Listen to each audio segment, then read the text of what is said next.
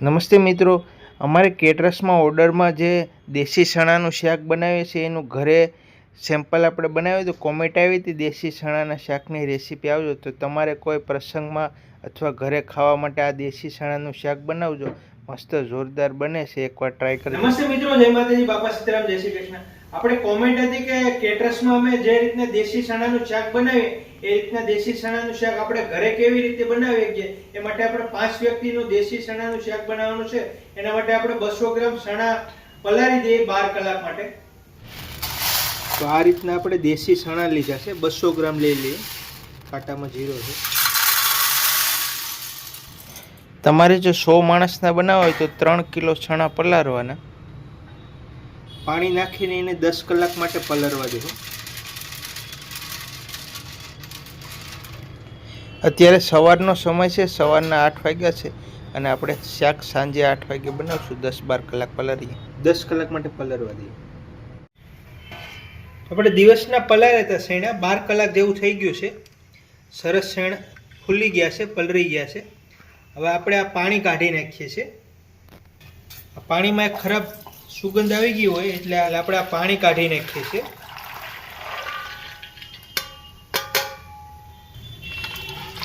ચણાને એક પાણીએ ધોઈ નાખવાના.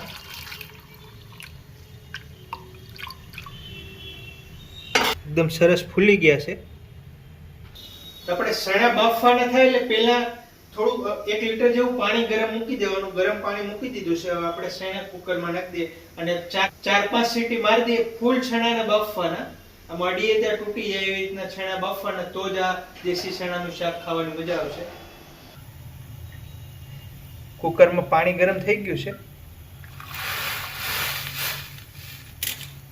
એક મોટી ચમચ આપણે નમક નાખી દઈએ એટલે ચણામાં મસ્ત સ્વાદ આવી જાય નમકનો. બાફવામાં જ નમક નાખી દેવાનું. મિક્સ કરી દઈએ પાણી.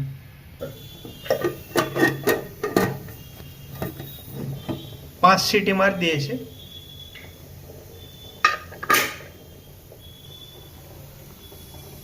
ફૂલ ગેસ ઉપર જ આપણે બાફશું છે 5 સીટી સુધી. ચણાનું શાક આપણે કાઠિયાવાડી ગ્રેવી વાળું થોડું ખટ મીઠું બનાવશું. એકદમ મસ્ત પૂરી હારે રોટલી હારે ખાવા એવું બને.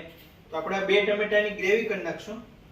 2 ટમેટાની ગ્રેવી કરી નાખીએ. 2 ડુંગળીની ગ્રેવી, આદુ, આ મરચાં, આદુ અને એટલી આંબલી પલાળી દઈએ. એટલી આંબલી પલાળી દઈએ. આનો બલ્બ કરીને નાખશું. 4-5 ગ્રામ આંબલી લઈ લેવાની, વધારે નહીં નાખવાની. અને આ લસણ નાખશું. ચણાના શાકમાં લસણ નાખવાનું, જોરદાર લાગશે. ખાંડડીમાં કૂટડી નાખશું, એનાથી સ્વાદ સરસ આવશે. 4 મરચાં લઈ લઈએ. આદુ,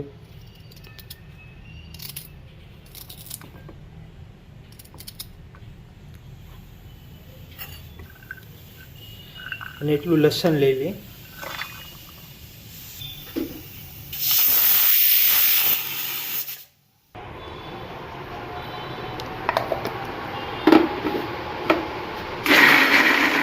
આદુ મરચાં લસણ પીસો તે આમ ઝટકા મારવાના, એ કરે નહીં આપી નાખવાનું. અને થોડું આખા પાકું રાખવાનું છે, જ્યુસ જેવું નહીં કરી દેવાનું, થોડું આખા પાકું રાખવાનું.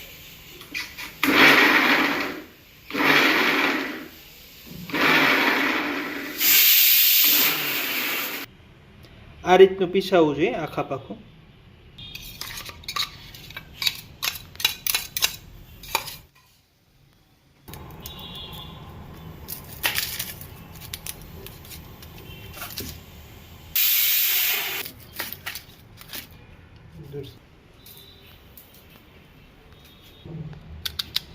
આ 2 ડુંગળીની આપણે ગ્રેવી કરી નાખશું.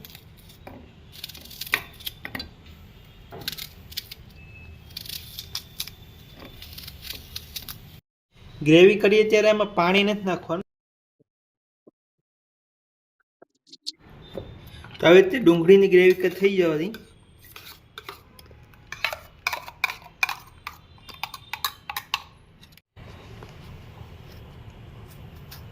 ટમેટાની ગ્રેવી.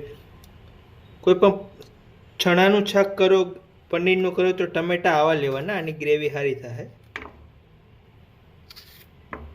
એકદમ લાલ લાલ લેવાના, એકદમ પાકેલા, એટલે એની ગ્રેવી મસ્ત થાય.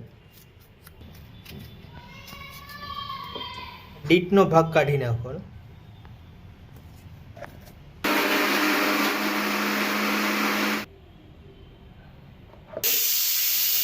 જોઈ લઈએ.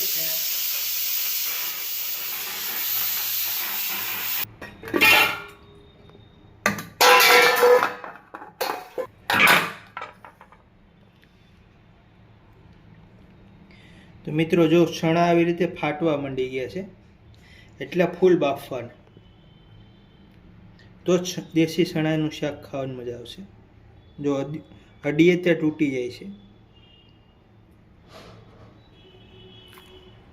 ચણાને આપણે આગળ પાણીમાં જ રહેવા દેવું. પહેલા આપણે ગ્રેવીનો વઘાર પકાવી દઈએ, પછી આપણે ચણા નાખવાના થાય ત્યારે પાણીમાં કાઢીને નાખી દઈએ. તો આપણે શાકને વઘારવાની તૈયારી કરી દઈએ. 60-70 ગ્રામ જેવું તેલ લીધું છે. તેલ થોડું વધારે લેવાનું છે શાકમાં.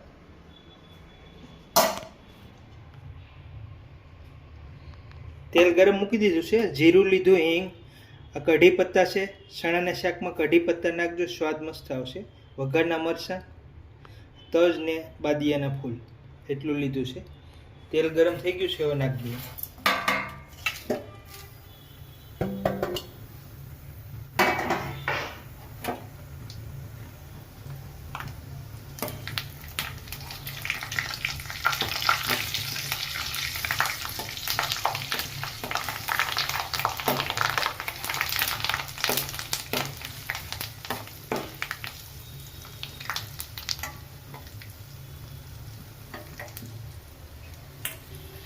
આપણે જે 2 ડુંગળી કરી છે એની ગ્રેવી નાખી દઈએ.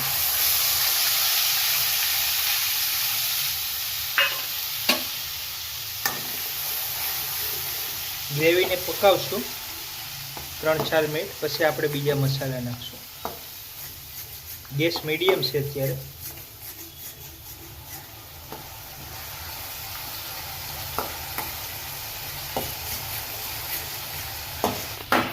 આવી રીતે ડુંગળીને પહેલા 2 મિનિટ પકાવી દેવાની. આપણે આમાં 1 ચમચ બેસન નાખશું. 1 ચમચમાં થોડુંક ઓછું બેસન નાખવાનું. જો તમે ડુંગળી લસણનો ઉપયોગ ન કરો તો 1 ચમચ નાખવાનું, અને ટમેટાની ને આદુ મરચાંની ગ્રેવી નાખવાની. ડુંગળીનો ઉપયોગ કરો તો અડધી-પોણી ચમચ બેસન નાખવાનું, અને બેસનને પકાવી દેવાનું આવી રીતે. અમારે કેટરસની ભાષામાં બેસનની આટી મારવાનું કહે, એટલે એકદમ રસો એક હરખો રહે. બેસન નાખવાથી પાણી રસામાં એક હરખું જ રહે. તમે ડીશમાં શાક લો ત્યારે જે ગ્રેવીમાંથી પાણી જુદું પડી જાય એ ના પડે, એટલે સહેજ બેસન નાખી દેવાનું. બેસનથી ગ્રેવીનું પાણી પકડી રાખે.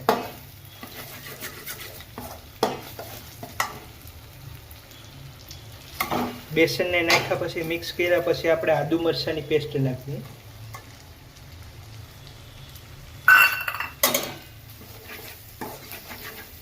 આદુ મરચાંને આપણે 2 મિનિટ પકાવશું ધીમા ગેસ ઉપર. પછી આપણે ટમેટાની પેસ્ટ પકાવી દઈએ.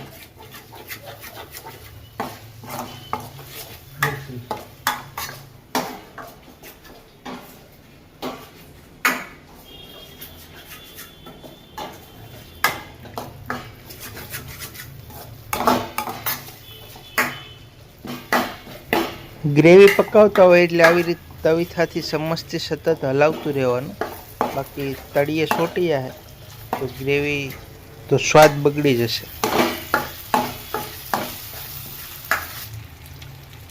ડુંગળી આદુ મરચાંની ગ્રેવી પાકીને 5 મિનિટ થઈ ગઈ છે. હવે આપણે ટમેટાની પેસ્ટ નાખી દઈએ.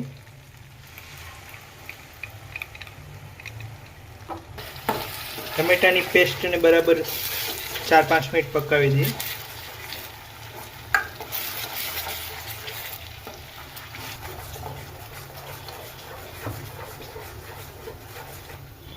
આપણે દેશી ચણાના શાકને ફૂલ પ્રોસેસ બતાવીએ છીએ. તમારે વધારે બનાવવું હોય તો આ રીતે બનાવજો, સરસ બનશે. આ 5-6 માણસોને આરામથી થઈ જશે. મિત્રો ટમેટાની ગ્રેવી પાકવા માંડી ગઈ છે. જો તેલ ઉપર આવવા માંડી ગયું છે. હવે આપણે મસાલા નાખી દઈએ. 5 મિનિટ ટમેટાને પકવવાના.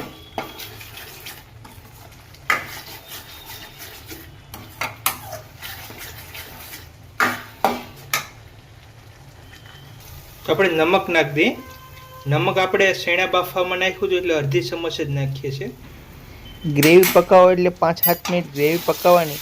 ટમેટાં, ડુંગળી, લસણ કંઈ કાચું ના રહેવું જોઈએ.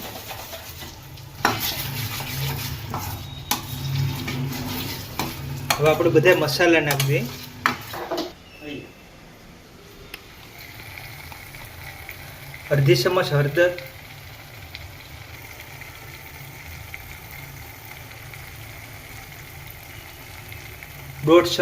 દોઢ ચમચ જેવું તીખું મરચું નાખીએ છીએ. તમે જે રીતનું ખાતા હોય એ રીતનું તીખું મરચું નાખવાનું. અને આ કાશ્મીરી મરચું નાખીએ છીએ 1 ચમચ જેવું. તમારે કોઈ પણ કંપનીના કાશ્મીરી મરચાં નાખવાના, એ કલર મસ્ત આવશે, બધા સરસ આવે છે. 1 ચમચ ધાણા જીરું પાવડર નાખી દઈએ. ગરમ રજવાડી મસાલો છે, થોડો નાખીએ. થોડો નાખવાનો, વધારે નહીં નાખવાનો. આ છોલે મસાલો છે, કોઈ પણ કંપનીનો તમારે છોલે મસાલો નાખવાનો. કોઈ પણ કંપનીનો છોલે મસાલો નાખવાનો, તો છોલે આ ચણાનો સ્વાદ મસ્ત આવશે. 1-1.5 ચમચ જેવો છોલે મસાલો નાખી દઈએ. મસાલા મિક્સ કરી દઈએ. મસાલાને 1 મિનિટ પાકવા દેવું.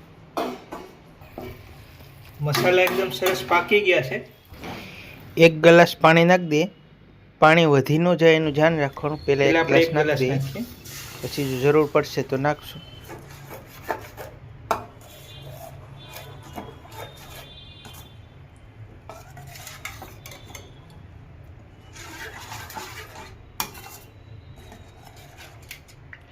એક ગ્લાસ આપણે પાણી નાખ્યું છે.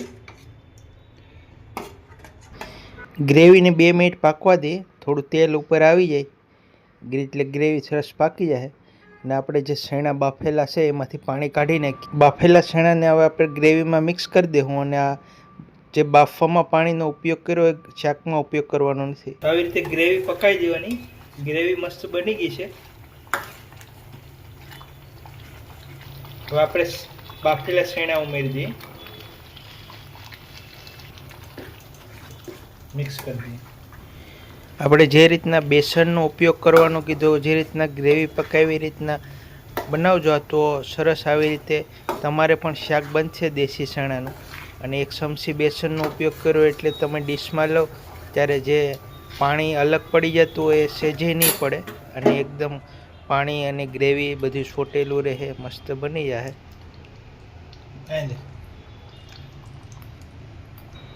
આજે આપણે આંબલી પલાળી તે પલળી ગઈ છે.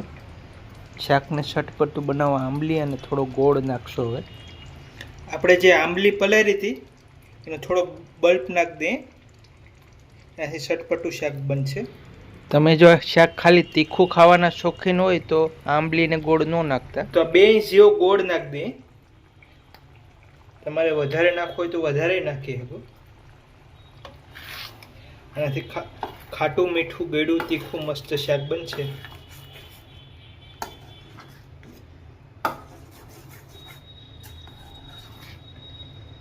ધીમા ગેસ ઉપર આપણે 2 મિનિટ પકાવવા દઈએ. મિત્રો, આ દેશી ચણાનું શાક મને પણ બહુ ભાવે છે. પંજાબી શાક કરતાં આ ચણાનું શાક જોરદાર બન્યું છે, મારું ફેવરેટ છે. ત્યારે ગેસ ધીમો છે અને આપણે ઢક્કન ઢાંકી દઈએ. 2 મિનિટે જોઈ લેવાનું, તળિયે સોટી ન જાય. આપણે એટલા ધાણા નાખશું, ધાણા થોડા વધારે નાખશું અને આ ડંઠલ હોતા જ નાખશું. આનો સ્વાદ મસ્ત આવશે. એટલે ઝીણું ઝીણું કટિંગ કરી નાખવાનું.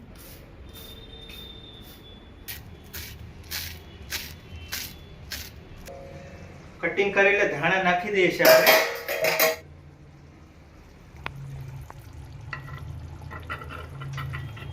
ગ્રેવી સરસ પાકી ગઈ છે આપણી બધી. તેલ ઉપર આવવા માંડી ગયું છે.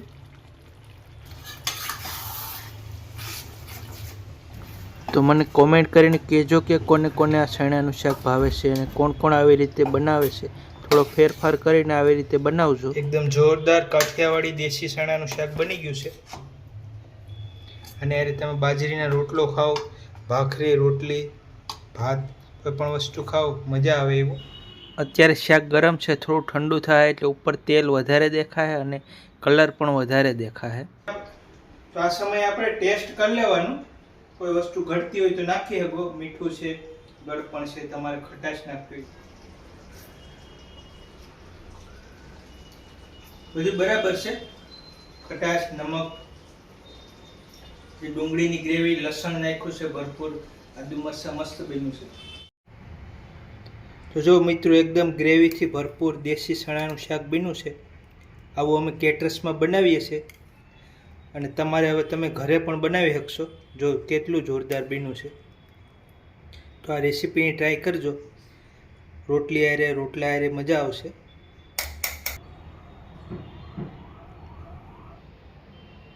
તો મિત્રો આપણે ઓરિજિનલ કાઠિયાવાડી કેટરસનો જે અમે શાક બનાવીએ દેશી ચણાનું, એની રેસીપી શેર કરી છે. વિડીયો સારો લાગ્યો તો વિડીયોને લાઈક કરી દેજો, શેર કરી દેજો. ચેનલમાં ન હોય તો સબસ્ક્રાઇબ કરી લેજો. મળીશું અગલા વિડીયોમાં. જય માતાજી, બાપા સીતારામ, જય શ્રી કૃષ્ણ.